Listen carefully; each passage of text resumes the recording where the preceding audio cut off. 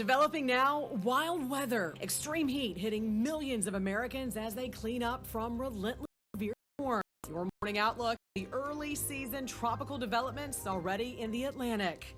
On defense, the former president blasting the unprecedented federal document probe. I have every right to have those boxes. This is purely a Presidential Records Act. This is not a criminal thing. The case now in motion with a new request from the judge.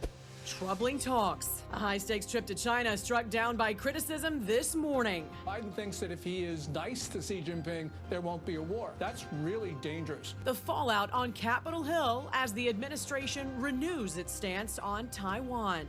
And on the clock, an urgent search underway for a tourist submarine that disappeared. The precious hours remaining as we learn new details about those on board. Live from the nation's capital, this is the National Desk, America's News Now. I'm Jan Jeffcoat. Thanks for joining us. It is Tuesday, June 20th, and this morning, millions across the country's southern states dealing with a relentless severe weather pattern.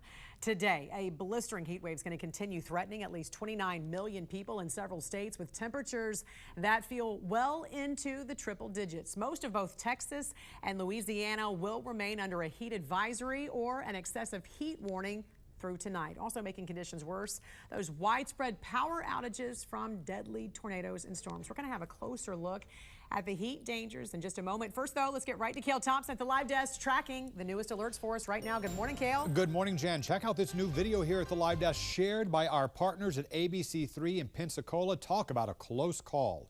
A driver catching a tornado as it passes right in front of her car on Monday. This would have been around the same time a large funnel was reported near Miramar Beach there in the Florida Panhandle.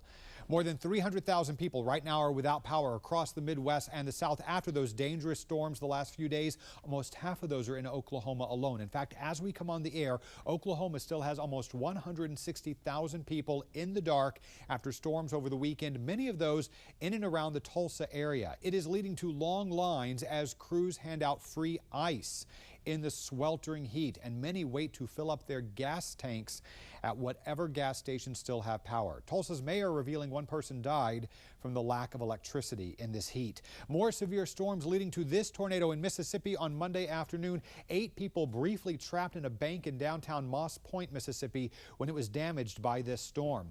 Mississippi Emergency Management also releasing this video from Jasper County showing the devastation from that tornado that we were tracking here at the live desk yesterday morning.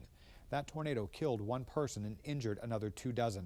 Heavy rains also leading to more flooding, this time near Mobile, Alabama. People and pets rescued by boats as water rose around their homes on Monday. And we are not out of the woods yet. We could see more dangerous storms for around 5 million people in the area shaded in yellow, notably across parts of the middle Gulf Coast again today. We're also tracking newly formed tropical storm Brett this morning. I'll have more on that coming up in just about 20 minutes. First responders in hospitals across the South seeing a growing number of related illnesses from all this extreme heat as well. Reporter Chelsea Torres with our station in San Antonio spoke with health officials about the rising temperatures. Despite the